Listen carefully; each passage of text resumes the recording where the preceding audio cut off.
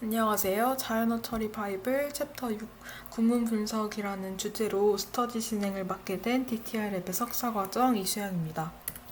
이번 시간에는 구문 분석이란 무엇인지, 그리고 구문 분석의 방법 중 하나인 방법들인 구구조 구문 분석과 의존 구문 분석에 대해서 알아보고, 각각을 분석하는 방법론들에 대한 장단점을 알아보는 것으로 이번 스터디를 진행하도록 하겠습니다.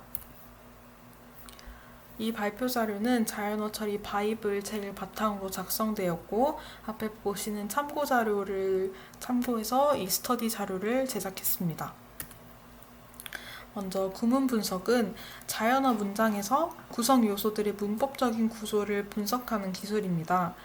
구문 분석은 문법적인 구조 정보를 자동으로 추출함으로써 기계 번역이나 정보 검색, 혹은 전문가 시스템 등의 자연어 처리 기술에서 의미 있는 문장 의미 분석을 돕는 세부 기술로도 활용이 될 수 있습니다. 이런 대부분의 자연어 처리 과제와 같이 구문 분석 과제에서도 규칙 기반, 그리고 통계 기반, 딥러닝 기반의 방법들이 제한되어 왔습니다. 이 중에 규칙 기반 구문 분석은 인간이 직접 정의한 문법 규칙을 적용을 해서 구문 분석을 수행하는 방법입니다. 그리고 통계 기반 구문 분석은 확률적인 문법 규칙을 통계적으로 계산해서 이를 바탕으로 구문 분석을 수행하는 접근 방법입니다. 다음으로 딥러닝 기반 구문 분석은 인간이 구축한 구문 분석 데이터셋으로 딥러닝 모델을 학습을 시켜서 구문 분석을 수행하는 접근 방법입니다. 이번 시간에는 구구조 문법에 기반한 구구조 구문 분석과 의존 문법에 기반한 의존 구문 분석을 설명을 해서 각각에 대한 규칙, 통계, 그리고 딥러닝 기반의 구문 분석 방법에 대해서 소개하고자 합니다.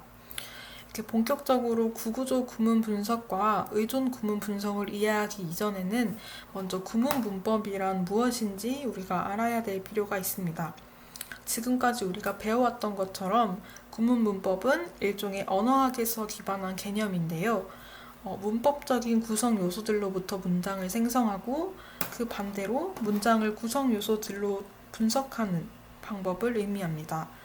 이런 구문 분석의 목표는 결국 자연어 문장에 대한 문법적인 구조를 구문 문법에 따라서 자동으로 분석하는 것이기 때문에, 이렇게 구문 문법을 정의하는 일은 다시 말해서 구문 분석을 통해 추출하고자 하는 문법 구조를 우리가 정의하는 것과 같습니다. 이번 챕터에서는 구문 분석 기술에서 대표적으로 활용되는 구구조 문법과 의존 문법을 설명할 예정입니다. 먼저 이 구구조 문법은 구성소 관계에 기반을 해서 문장의 구조를 분석합니다. 어떠한 단어들이 모여서 문장이라는 절을 구성하고, 이러한 절과 단어들의 계층적인 관계에 따라 문장이 이루어진다 라고 분석하는 것이 특징입니다.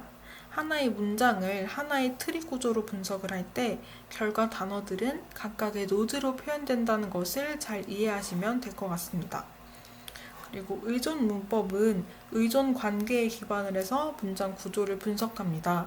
이러한 문장을 구성하는 단어들 간의 계층적인 의존 관계에 따라 문장이 이루어진다라고 분석을 하고, 문장 전체를 하나의 트리 구조로 분석할 때 단어들은 각각의 노드로, 단어 간의 의존 관계는 하나의 엣지로 표현이 된다고 봅니다. 비교적으로 이 의존 문법은 계층 관계를 이런 구구조 문법처럼 계층 관계가 아닌 계층 관계를 최소화한 것이기 때문에 한국어 분석에서 주로 선호되는 분석이라고 합니다. 이러한 구문 분석을 하기에 앞서서 우리가 구문 분석에서 가장 도전적인 과제는 바로 구문에 대한 중의성 해소입니다. 자연어 문장의 구문 구조가 다양한 방식으로 분석될 수 있는 특징들을 우리는 구문 중의성이다 라고 하는데요. 앞에 보시는 예시를 보시면 그 의미가 무엇인지 정확히 파악할 수 있습니다. 먼저 내가 좋아하는 대상이 친구인지, 혹은 내가 좋아하는 대상이 친구의 동생인지를 우리는 명확히 알 수가 없습니다. 이렇게 하나의 문장에서 해석 가능한 구문 구조가 여러 개일 때 중의성이 발생하는 것이 일반적입니다. 이런 구문 중의성 문제를 해결하기 위해서는 의미나 문맥 등 추가적인 정보가 필요하고, 최근에는 다양한 딥러닝 모델들을 바탕으로 한 구문 중의성을 해소하고자 하는 시도들이 다양하게 이루어지고 있다고 합니다. 이제는 구구조 구문 분석과 의존 구문 분석에 대해서 알아보도록 하겠습니다. 이 챕터 2장에서는 구구조 구문 분석에 대해서 먼저 배워보도록 하겠습니다. 이 구구조 구문 분석은 구구조 문법에 기반한 방법입니다. 먼저 이 구구조 문법이란 단어들이 모여서 구성한 절의 계층적인 관계에 따라 문장 구조를 분석하는 문법을 이야기하는데요. 따라서 구구조 구문 분석은 문장에 대한 구성 요소의 구조가 비교적으로 고정적인 언어에 적합합니다. 이런 구구조 구문을 분석하기 위한 방법으로는 크게 통계, 규칙, 딥러닝 방법론들을 통계, 딥러닝 방법론들이 있는데, 이것들을 바탕으로 이 분석에 대해서 살펴보도록 하겠습니다. 먼저 규칙 기반의 구구조 구문 분석은 인간이 가지고 있는 언어학적인 지식을 컴퓨터가 이해할 수 있는 형태의 문법 규칙으로 정의한 이후에 구문 분석을 수행하는 방법론입니다. 이 규칙 기반의 구구조 구문 분석을 위해서 구구조 문법을 주로 활용하는데, 이 구구조 문법이란 뭐냐면 자연어 문장을 하위 구성 요소들로 나눔으로써 문장 구조를 나타내는 하나의 문법입니다. 이때 구성소란 하나의 단위같이 일종의 기능을 수행하는 일련의 단어들을 이야기합니다. 그래서 앞에 보이는 식처럼 구구조 문법에 대한 구조를 우리가 표현하고자 한다면 구성소 A가 하위 구성소 B와 C로 분석될 수 있음을 의미합니다. 앞에 보시는 표 2.1처럼 구구조 문법으로 나타낸 문법 규칙과 어휘 사전을 살펴보겠습니다. S는 문장 전체, 그리고 대문자는 구성소를 나타내고, 이 짝대기 표시는 또는 이란 뜻을 가진 or를 나타내고 있습니다. 이렇게 문법 규칙은 문장의 구성소가 하위 구성소로 분석되는 규칙을, 그리고 어휘사전은 이 문법 규칙의 문법적 구성 요소에 해당되는 하나하나의 자연어에 대한 단어를 정의하고 있습니다. 이 그림 2.1은 이러한 문법 규칙에 따라 문장을 생성하는 과정의 예시입니다. 어떤 하나의 문장이 명사구와 동사구라는 구성소로 이루어져 있고, 또 하나의 명사구는 각각 NN, XSN, JK 또는 NN과 JK로 구성되어 있다는 뜻입니다. 여기서 이 각각의 품사 태깅은 어펜딕스 부분에 제가 추가를 해두었으니 찾아서 함께 보시면 도움이 될 것 같습니다. 그리고 어휘사전에는 이 태그에 대한 실제 단어들이 매칭되어 있습니다. 이렇게 문장 생성과 그 반대의 과정을 거침으로써 일종의 문법 규칙과 어휘 사전을 활용해서 주어진 문장에 대한 구문 분석을 수행하는 것이 바로 규칙 기반의 구구조 구문 분석입니다. 그림 2.2에서는 구구조 문법을 적용한 구문 분석 과정에 대한 예시를 첨부해봤습니다. 어휘 사전으로부터 우리가 명사구와 동사구의 생성 규칙, 그리고 동사구는 명사구와 동사구로 이루어져 있다는 것 같은 내용을 이 그림을 참고해서 보시면 이해하실 수 있을 것 같습니다. 그리고 규칙 기반의 구구조 구문 분석은 결정적인 문맥 자유 문법을 적용한 형식적인 언어 분석 알고리즘으로 우리가 수행을 할 수 있습니다. 이러한 형식 언어 분석 알고리즘의 분석 알고리즘은 이런 프로그래밍 언어 등의 분야에서 다양하게 제한이 되고 있고, 대표적으로는 CRYK 알고리즘이 있다고 합니다. 그리고 다음으로는 통계 기반의 구구조 구문 분석을 알아보도록 하겠습니다. 이 통계 기반의 구구조 구문 분석은 통계적으로 확률적인 구구조 문법을 계산을 해서 이를 바탕으로 구문 분석을 수행하는 접근 방법입니다. 이 통계 기반의 구구조 구문 분석에서 문법 규칙은 어떤 확률적인 구구조 문법으로 표현된다는 것이 특징입니다. 각 규칙에 대한 조건부 확률이 앞에 보시는 식처럼 정의될 수 있고, P는 구성소 A가 하위 구성소 B와 C로 분석될 조건부 확률을 의미합니다. 여기 표 2.2를 보시면 확률적 구구조 문법으로 나타낸 문법 규칙과 어휘 사전에 대한 그 예시가 나와 있습니다. 이 안에 있는 값들은 앞서 말한 P에 대한 값을 이야기하고, 이 P 값은 통계적으로 이미 계산이 되어 있는 값입니다. 이런 확률적인 구구조 문법 규칙을 계산하는 방법은 크게 두 가지로 나눌 수 있습니다.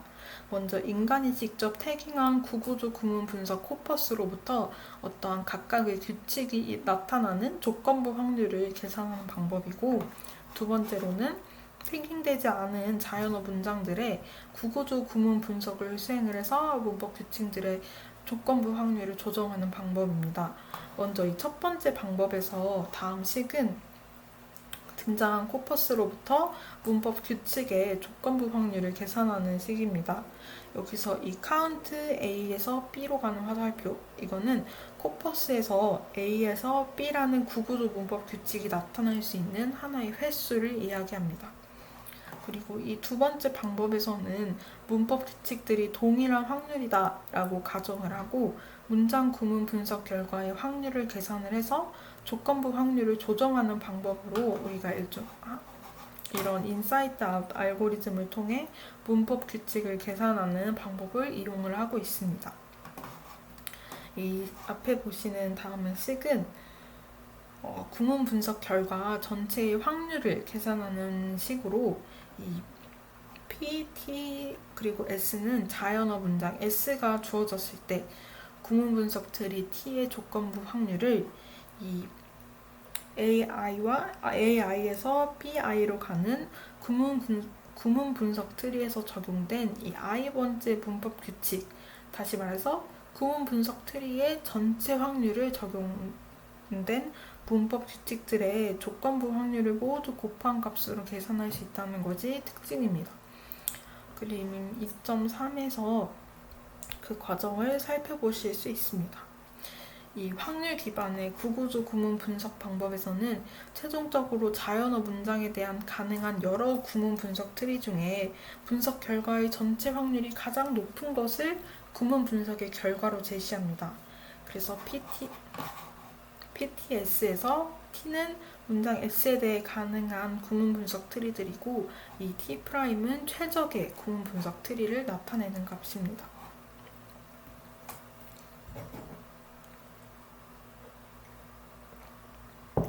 다음으로 딥러닝 기반의 구문 분석은 인간이 구축한 구구조 구문 분석 데이터셋으로부터 이 딥러닝 모델을 학습을 해서 구문 분석을 수행하는 접근 방법입니다. 이 딥러닝 모델은 자연어 문장의 표층 정보와 의미적인 정보를 입력으로 받아서 어떤 구성소들의 구조를 예측하게 됩니다. 앞에서 우리가 배웠던 규칙 기반 그리고 통계 기반 방법들을 딥러닝에 적용하는 방법이 굉장히 일반적이고, 이 중에서 우리는 전위 기반 파싱에 대해서 알아보도록 하겠습니다. 이 전위 기반 파싱은 자연어 문장을 한 단어씩 읽으면서 현재 단어에서 수행할 액션을 선택하는 방법입니다. 이 전위 기반 파싱 중에서도 이동, 감축, 그리고 이동 감축 파싱을 우리가 함께 살펴볼 텐데, 그 과정을 이해하기 앞서서 우리가 핵심 키워드 개념을 짚고 넘어가도록 하겠습니다. 이 이동 감축 파싱에서 각 전위 단계에 선택할 수 있는 액션은 이렇게 이동, 그리고 단형 감축, 이향 감축이 있습니다.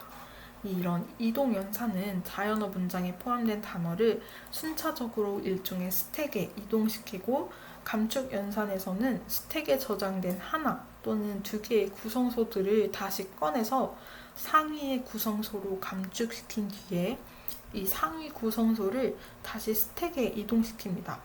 이때 각 전위 단계에서 어떠한 액션을 선택할 건지는 여기 있는 오라클이 결정을 하고, 딥러닝 전위 기반 파싱에서는 이 오라클이 RNN 인코더로 계산한 자연어 문장이나 각 단어의 특징 벡터, 그리고 스택의 현재 상태 등을 입력으로 받는 딥러닝 모델입니다. 그러면 나는 학교에 간다 라는 문장을 예시로 우리가 앞서 이야기했던 이동 감축 파싱에 대해서 그 과정을 세세히 살펴보도록 하겠습니다. 먼저 초기의 상태에서 이 스택은 비어 있습니다.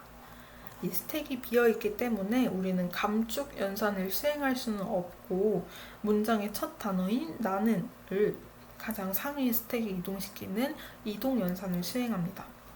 그리고 우리는 오라클은 스택의 최상위 요소인 나는에 단한 감축 연산을 수행을 하거나 아니면 문장으로부터 다음 단어인 학교에를 스택으로 이동을 시킬 수 있습니다. 근데 여기서 오라클이 나는 이라는 명사구로 감축시키는 단한 감축 연산을 수행했다라고 가정하고 이 문제를 풀어보겠습니다. 그러면 다음으로는 이 학교에를 이 감축 연산을 수행을 했다면 그 다음에는 학교에를 다음 스택으로 이동을 시킨 뒤에 또다시 단한 감축 연산을 수행을 했고 다음으로 이 상황에서는 간다를 스택으로 이동시키거나 앞서 우리가 감축시켰던 명사구 나는 학교에 MP1과 MP2의 이항 감축 연산을 수행을 할 수가 있습니다. 하지만 나는과 학교가 결합을 해서 하나의 절을 구성할 수는 없기 때문에 우리는 이항 감축 연산을 수행하지 않고 단어 간다를 스택에 이동시킨 뒤에 동사구 VP1으로 감축시키는 단한 감축 연산을 수행합니다. 그리고 이 이후에는 스택의 최상위 요소 2개를 선택을 했을 때 학교에와 간다를 결합을 해서 학교에 간다라는 하나의 구를 구성할 수 있기 때문에 이항 감축 연산을 수행을 하고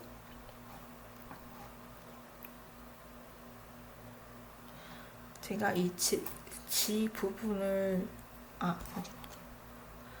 나는 학교에 간다를 결합을 해서 나는 학교에 간다라는 하나의 구를 구성할 수 있기 때문에 마찬가지로 이항 감축 연산을 수행을 합니다. 최종적으로는 앞의 단계들에서 전이 액션을 통해서 자연어 문장 단어들을 모두 스택으로 이동을 시켰고 스택의 하나의 요소만 남을 때까지 감축 연산을 수행을 할 수가 있습니다. 이렇게 이동 감축 파싱에 따른 구구조 구문 분석을 완료를 해서 구문 분석 트리를 구축한 것이 최종 결과물입니다. 여기 그림 2.4에 보시면 최종 그 결과물의 모든 과정을 A, B, C, D, E, F, G, H 순서로 첨부를 했습니다. 이 전위 기반 파싱은 입력된 자연어 문장에 포함된 단어 수의 어떠한 선형적인 전위 액션으로 구문 분석이 가능하다는 장점이 있고 하지만 그 반면에 전위 액션을 선택할 때 문장 전체의 문법적인 구조를 고려해야 한다. 어떤 나는 간다, 나는 학교에 이런 문법적인 구조를 고려해야 한다는 것이 어렵다는 단점이 있습니다. 하지만 이는 문장 내 거리가 먼 단어들 간의 의존 관계 분석이 어려워진다는 문제로 이어지기도 합니다.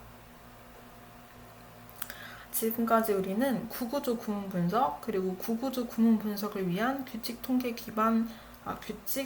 딥러닝 방법들을 배웠다면 앞으로는 우리는 의존 구문 분석에 대해 알아보도록 하겠습니다.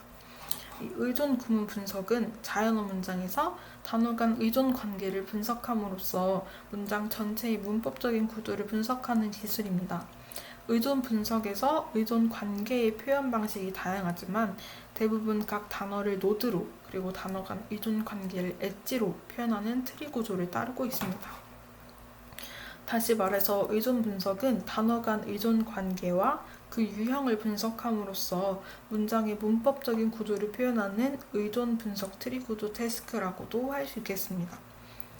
그럼 규칙 및 통계 기반의 의문 구조 분석에서는 규칙 기반의 구구조 구문 분석처럼 의존 문법의 형태로 문법 규칙을 정하고 이를 적용함으로써 의존 구문 분석을 수행합니다. 이 의존 문법은 자연어 문장에서 각 단어 간의 의존 관계를 표현하는 구문 문법으로 의존 관계에서 어떤 표현절의 중심이 되는 단어를 지배소, 그리고 절 안에서 지배소에 의존하는 단어를 의존소라고 이야기를 합니다. 예를 들어서 나는 학교에 간다 라는 문장이라면 간다는 절의 중심이 되는 어절이기 때문에 이 문장에서 지배소입니다. 하지만 반면 나는 학교에 라는 두 단어는 지배소, 간다의 의존적인 의존소들로 이해를 할 수 있겠습니다. 이 지배소는 루트 노드로 나타내게 되는데 이 CG라는 규칙 기반 의존 구문 분석을 위한 문맥 의존 규칙을 정의하는 문법으로 어떤 통계 기반 구구조 구문 분석처럼 문맥 의존 규칙의 조건부 확률을 통계적으로 계산을 해서 의존 구문 분석에 적용을 함으로써 통계적인 의존 구문 분석을 수행할 수 있다고 합니다. 그리고 딥러닝 기반 의존 구문 분석은 인간이 구축한 의존 구문 분석 데이터셋으로부터 딥러닝 모델을 학습을 해서 구문 분석을 수행하는 접근 방법입니다. 이 딥러닝 모델을 활용해서 입력된 자연어 문장의 표층 정보나 의미 정보로부터 가장 적합한 의존 분석 트리를 구축하고 크게 전위 기반 파싱과 그래프 기반 파싱으로 나눌 수 있겠습니다. 먼저 이 전위 기반 파싱은 다음 페이지의 예시를 보면서 이해해 보도록 하겠습니다. 이 방법 역시 앞에서 배웠던 구구조 구문 분석과 매우 유사한데요. 맨 처음으로 스택이 비어있는 초기 상태에서 시작을 해서 문장의 첫 단어인 나는을 스택으로 이동하는 이동 연산을 수행합니다. 그리고 의존 구문 분석 과정에서는 각 단어의 절 정보보다는 단어 간 의존 관계를 파악하는 게 목적이기 때문에 나는 학교에가 의존적이므로 학교에의 이동 연산을 수행합니다. 이 상태에서 나는과 학교의 감축 연산 또는 간다의 이동 연산을 수행을 할 수 있습니다. 제가 좀 전에 나는 학교에를 의존 관계가 있어서 이걸 스택에 넣는다라고 이야기한 것 같은데 이는 잘못된 부분입니다. 제가 말 실수를 한 것 같습니다. 하지만 이 나는과 학교에는 서로 의존 관계를 갖지 않기 때문에 이 D 단계에서 오라클이 나는 그리고 학교에는 의존 관계가 아니구나. 그러니까 간다를 스택에 넣어야겠다 라고 생각해서 간다의 이동 연산을 수행합니다. 이후에는 스택의 최상위 요소들인 학교에와 간다에서 학교에 간다라는 말이 의존하기 때문에 지배소인 간다로 감축 연산을 해줍니다. 마지막으로 나는 이 간다에 의존적이기 때문에 앞에 본 이 단계처럼 같은 방법으로 감축 연산을 수행해서 문장 전체의 의존 구문 분석을 완료하게 됩니다. 그리고 다시 그래프 기반 파싱은 자연어 문장에 포함된 단어 간 가능한 모든 의존 관계에 대한 점수를 계산을 해서 문장 전체에서 가장 높은 점수를 갖는 의존 트리를 선택하는 방법입니다. 입력된 자연어 문장으로부터 각 의존 관계의 점수를 딥러닝 모델로 예측하고 다음과 같은 장점을 가지고 있습니다. 먼저 액션 선택 시 지역적인 정보에 국한되는 전위 기반 파싱에 비해서 문장 전체의 문법적 구조를 고려할 수 있다는 장점이 있고 단점으로는 가능한 모든 의존 관계들의 점수로부터 유효한 최적의 의존 분석 트리를 구축하기 위해 시간 복잡도가 높아져서 비효율이 발생할 수 있다라는 단점이 있습니다.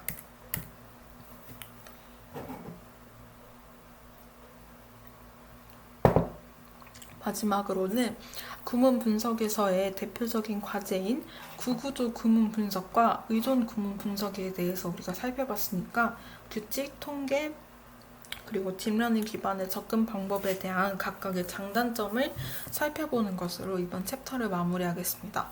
먼저 이 규칙 기반 구문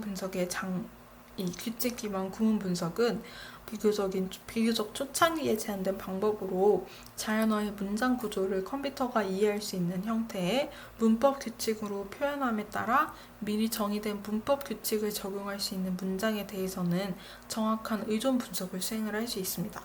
하지만 적용할 문법 규칙을 미리 정의하기 위한 시간과 비용 문제가 발생하고 언어학에 대한 노동력이 요구된다는 것. 그리고 이 문법 규칙이 있어야 하기 때문에 이런 것들을 정의하는 것에 참 힘들다라는 한계점이 있고, 하나의 문장 생성 규칙이 여러 조건을 동시에 만족을 해서 중의성을 가지는 경우에는 어떤 것이 타당한지 판단할 수 없다는 한계점이 있습니다. 그리고 통계 기반 구문 분석에서는 문법 규칙들의 조건부 확률을 자동으로 계산을 합니다. 이에 따라서 구문 중의성을 갖는 문장에서도 여러 구문 분석 결과 각각의 확률을 계산한 뒤에 가장 타당할 것으로 예측되는 구문 분석 결과를 우리가 선택을 할 수 있습니다. 하지만 이 분석 과정에서 요구되는 언어적인 정보를 충분히 활용할 수 없다는 한계를 가집니다. 예시로 문장 전체의 문법적인 구조는 부분 트리의 분석에 중요한 영향을 미칠 수가 있고, 어휘에 따른 하위 범주와 정보는 구문 분석에서 굉장히 필수적입니다.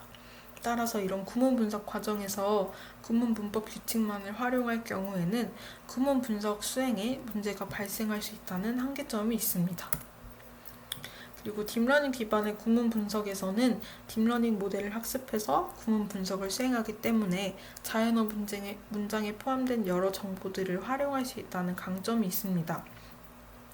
규칙 기반과 통계 기반에서 활용하기 어려운 문장 전체 구조 정보, 어휘 하위 범주와 정보 등을 특징 벡터의 계산에 반영함으로써 구문 분석에 활용할 수 있다는 장점이 있습니다. 하지만 딥러닝 모델의 학습 결과는 대량의 실수 파라미터들로 나타내기 때문에 이 결과에 대한 근거가 해석하기 어렵다는 문제가 있습니다. 따라서 이런 구문 분석 기술이 자연어 처리 시스템의 세부 기술로 신뢰성 있게 동작하기 위해서는 해석 가능한 구문 분석 모델에 대한 연구가 필요할 것으로 생각됩니다.